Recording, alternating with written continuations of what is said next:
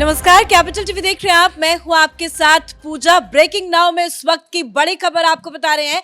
राज्यसभा के अंदर वक्फ संशोधन बिल को लेकर चर्चा जारी है और अंदर चर्चा जबरदस्त हो रही है। एक के बाद एक तर्क जो है वो सांसदों की तरफ से दिए जा रहे हैं, लेकिन इसी बीच बड़ी खबर ये सामने आ रही है कि सरकार के पक्ष में आंकड़ा बढ़ सकता है। नंबर गेम का जो खेल था वो पलटता हुआ नजर आ रहा है, क्योंकि बड़ी खबर ये सामने आ रही है कि बीजेडी ने यू टर्न ले लिया है। अभी तक ये बताया जा रहा था कि बीजेडी इस बिल के खिलाफ है, लेकिन बताया ये जा रहा है कि बीजेडी के सांसदों को तो कोई व्हिप ही नहीं जारी किया गया था और बीजेडी का ये कहना है कि सांसद खुद बिल पर अपना फैसला ले। तो एक बड़ा यू टर्न बीजेडी की तरफ से दिख रहा है। तो दूसरी तरफ ये बताया भी जा रहा है कि आज इस बिल को पास करा लिया जाएगा। चर्चा चल रही है, चर्चा लंबी होगी और देर रात तक ये बिल आज लोकसभा के बाद राज्यसभा से भी पास हो जाएगा। लेकिन एक तबका ये भी है जो लगातार विरोध कर रहा है और इस बिल के विरोध में अब धीरे धीरे कर एक एक कर मुस्लिम सांसद एकजुट होते नजर आ रहे हैं। तो बिल को लेकर क्या कुछ चल रहा है, तमाम बड़ी अपडेट आपको बताएंगे। मेरे साथ जुड़े हुए हैं कैपिटल टीवी के एग्जीक्यूटिव एडिटर राजीव जी। सर, क्या कुछ चल रहा है, अंदर से क्या खबर आ रही है? देखिए, जिस तरीके से एक एक करके अंतर आत्मा की आवाज सामने आ रही है, अलग अलग पार्टियों के सांसद कुछ बेमने तरीके से, जो इच्छा नहीं है फिर भी वो बोल रहे हैं इसके विरोध में, क्योंकि उनके हाई कमांड का आदेश है। कुछ बोलते बोलते रुक जा रहे हैं क्योंकि उनको बीच में ऐसा लग रहा है कि हम जो बोल रहे हैं गलत बात है। और कुछ सांसद वोटिंग के समय का इंतजार कर रहे हैं कि अभी तो जो आला कमान ने बोला है वो बोल देते हैं, वोटिंग के समय हम अपनी अंतरात्मा की सुनेंगे। क्योंकि बाहर से भी ये कई सवाल उठ रहे हैं कि जब वक्फ बोर्ड संशोधन विधेयक पर अलग अलग पार्टियों के मुस्लिम सांसद एकजुट हो रहे हैं, इसका मतलब है कि उन लोगों पर मुस्लिम समुदाय की तरफ से दबाव है। तो हिंदू सांसदों को भी ये सोचना चाहिए कि क्या उनके ऊपर हिंदुओं का दबाव नहीं है। क्या वो जब जाएंगे अपने अपने क्षेत्र में तो क्या उनके ऊपर उनके क्षेत्र के लोग दबाव नहीं डालेंगे कि आपने लोकसभा में या राज्यसभा में वक्फ बोर्ड संशोधन विधेयक पर जो बात कही उसमें कितनी सच्चाई है। क्योंकि हमारे आसपास के लोग तो यही दिख रहे हैं। जैसे राज्यसभा में भी ये चर्चा हुई और केरल के सांसदों की बात हुई, जो सांसद क्रिश्चियनों के समर्थन से भी आए हैं, उनको भी आईना दिखाया गया। जैसे भारतीय जनता पार्टी के नेता सुरेश गोपी ने जो बातें कही मुंबई की, उसमें सीधे तौर पर उन्होंने सवाल खड़ा किया कि केरल के सांसद राज्यसभा से आए हुए बैठे हुए हैं और ये हमारे सवालों का जवाब दें कि क्या वहां वक्फ बोर्ड के पास ये अथॉरिटी थी कि वहां उन्होंने मछुआरे के गांव को हड़पने के लिए नोटिस जारी कर दिया।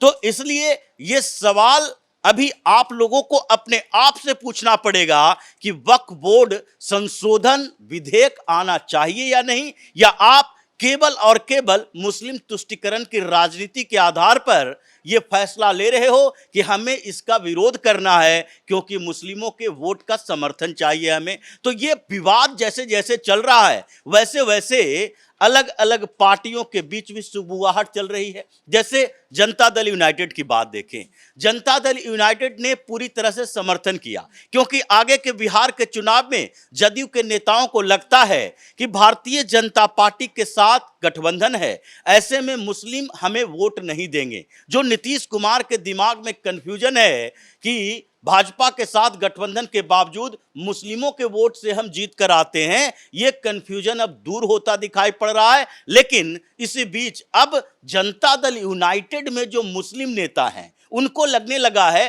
कि जैसे भारतीय जनता पार्टी का अल्पसंख्यक मोर्चा केवल दिखाने के लिए है, कुछ मुस्लिम चेहरे केवल दिखाने के लिए हैं, वो चुनावी मैदान में जाकर जीत कर मुस्लिम क्षेत्र से नहीं आ सकते। साइड इफेक्ट भी दिख रहा है क्योंकि जेडीयू के नेता कासिम अंसारी बताया जा रहा है कि उन्होंने जेडीयू से इस्तीफा दे दिया। बिल्कुल, और वो लोग यही सोच रहे हैं कि जैसे भारतीय जनता पार्टी की स्थिति है मुस्लिम नेताओं के लिए, वैसे ही जनता दल यूनाइटेड की हो जाएगी, वैसे ही चिराग पासवान की पार्टी की हो जाएगी। तो आगे के बिहार चुनाव में जो जनता दल यूनाइटेड के ग्राउंड पे काम करने वाले नेताओं की भूमिका रही है, वो ये बता रहे हैं कि नहीं, अब इन लोगों के वोट की जरूरत हमें नहीं है। सीमांचल में हम जीत कर आएंगे ही नहीं, तो फिर जहां हिंदू और मुसलमानों के बीच डिवाइड पैदा हो जाएगा, उन जगहों पर हम हिंदू वोट से ही जीत कर आ सकते हैं। तो इसीलिए उड़ीसा में यह बात चली, और उड़ीसा में जो बीजू जनता दल के प्रमुख नवीन पटनायक इतने सालों से लगातार मोदी सरकार को मुद्दा आधारित समर्थन दे रहे थे, इस बार जब वो चुनाव हार गए विधानसभा का, तो उसके बाद उनका हृदय परिवर्तन हो गया। लेकिन उनके हृदय परिवर्तन में उनको नुकसान पर नुकसान हुआ। लोकसभा में तो 0 है, लेकिन राज्यसभा में 7 सांसद उनके हैं, अभी हैं, जबकि उड़ीसा विधानसभा के चुनाव के समय 9 सांसद थे। 2 भारतीय जनता पार्टी के साथ आ गए हैं, दोनों उपचुनाव में जीत कर आए। आगे की स्थितियां यही है कि जो सांसद बचे हुए हैं उनको भी लगता है रीनॉमिनेट होना है राज्यसभा के लिए, तो उसे भारतीय जनता पार्टी के समर्थन की जरूरत पड़ेगी। अब अंतरात्मा की आवाज आ रही है, तो इसलिए नवीन पटनायक को कहा गया कि देखिए आप व्हिप जारी मत कीजिए, व्हिप जारी करेंगे तो हो सकता है 7 में से 3 को आपको सस्पेंड करना पड़ेगा या नोटिस देना पड़े, क्योंकि 3-4 ऐसे सांसद हैं जो अभी इस बिल के समर्थन में वोट देने के लिए तैयार है। इसलिए बीजू जनता दल की तरफ से व्हिप जारी नहीं किया गया और कहा गया जिनको जैसा लगता है वो वैसी स्थिति पैदा करे, वो वोट दे समर्थन में या विरोध में। हालांकि नवीन पटनायक की तरफ से जो सांसद खड़ा होंगे बोलने के लिए, वो विरोध में बात करेंगे, उन्होंने किया भी। इसीलिए जो आंकड़े बदल रहे हैं धीरे धीरे, जैसे एआईएडीएमके की बात है, डीएमके पूरी तरह से इस बिल के विरोध में है।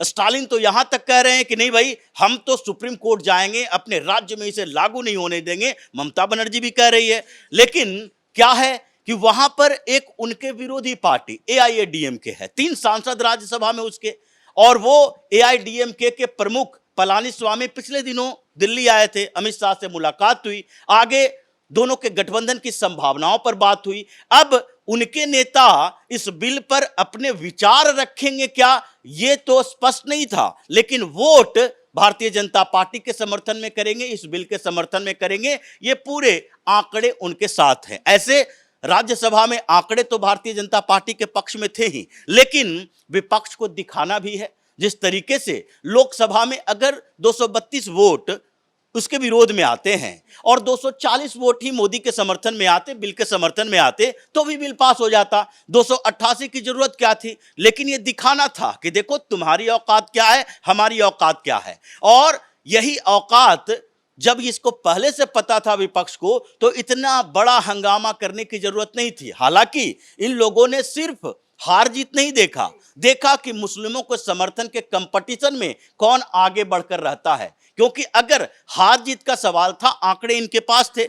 उससे पहले जब स्पीकर का चुनाव हो रहा था, राहुल गांधी सबसे आगे बैठे थे कि नहीं स्पीकर के चुनाव में हम कैंडिडेट खड़ा करेंगे। उन्होंने कैंडिडेट खड़ा भी किया, लेकिन जब वोटिंग की बारी आई, पता चल गया हम जीत नहीं पाएंगे। क्या किया? वोटिंग से बाहर आ गए कि नहीं वॉइस वोट से ही इसको स्पीकर का चुनाव हो जाना चाहिए। उसी तरीके से जब इनको पता है कि वोट काउंट जब होगा तो हमारी स्थिति कमजोर होगी, तो ये वॉइस वोटिंग की मांग कर सकते थे, लेकिन नहीं किया, क्योंकि इन्हें दिखाना था कि देखो मुसलमानों की राजनीति करने वाले इतनी पार्टियों के इतने सांसद हमारे साथ खड़े हैं और हम लोग तुम्हारे अधिकारों के लिए काम कर रहे हैं, हमें वोट दो। इसी तरह से राज्यसभा में भी यही चल रहा है, कसमकस। पास तो होना है, लंबी डिबेट होगी, और डिबेट के वो सारे कॉपी तैयार किए जा रहे हैं कि जिन लोगों ने जो बोला है, जैसे संजय सिंह ने और दूसरी तरफ संजय राउत ने। ये दोनों जो संजय हैं,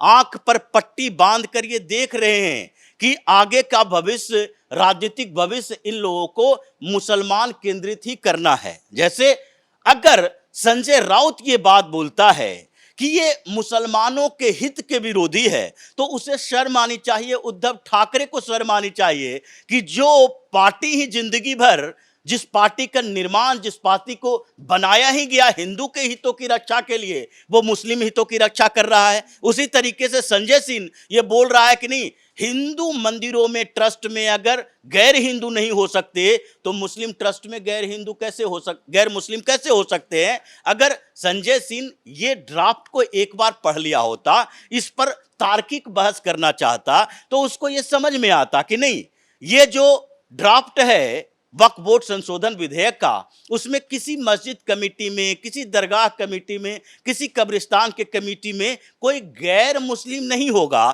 बल्कि वक्फ बोर्ड मैनेजमेंट में, उसके कमेटी में कोई गैर मुस्लिम हो सकता है। तो ये सारी चर्चाएं अपनी जगह है, लेकिन जैसे जैसे रात होगा, जैसे जैसे इंतजार किया जाएगा, वैसे वैसे एनडीए के आंकड़े बढ़ते जाएंगे। ये इन लोगों को समझ में आ रहा है। इसलिए लोकसभा में जब पारित हुआ तो इन लोगों ने क्या कहना शुरू किया, कई विपक्ष के नेताओं ने, यहां तक कि मल्लिकार्जुन खड़गे कह रहे हैं, यहां तक कि मणिकम टैगोर कह रहा है कि कांग्रेस की तरफ से बयान दिए जा रहे हैं कि ये रात के अंधेरे में इन लोगों ने विपक्ष को अंधेरे में रखकर बिल पारित करवा दिया। तो फिर 232 वोट कहां से आए? अगर विपक्ष को अंधेरे में, तुम्हारी औकात जितनी है वो सारे के सारे तो लगा दिए।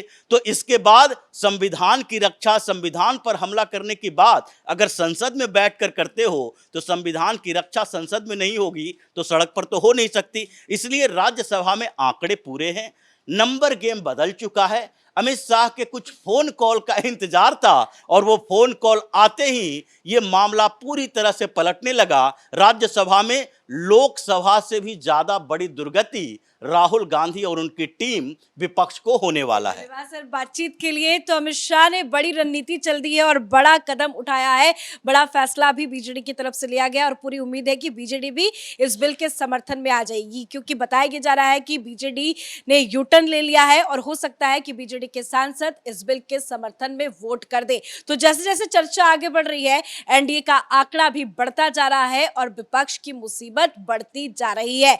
तमाम तरह की बयानबाजी भी हो रही है। स्टालिन ने पहले ही सुप्रीम कोर्ट जाने का ऐलान कर दिया है, वो कह रहे हैं कि हम सुप्रीम कोर्ट जाएंगे, बिल के खिलाफ याचिका दाखिल करेंगे।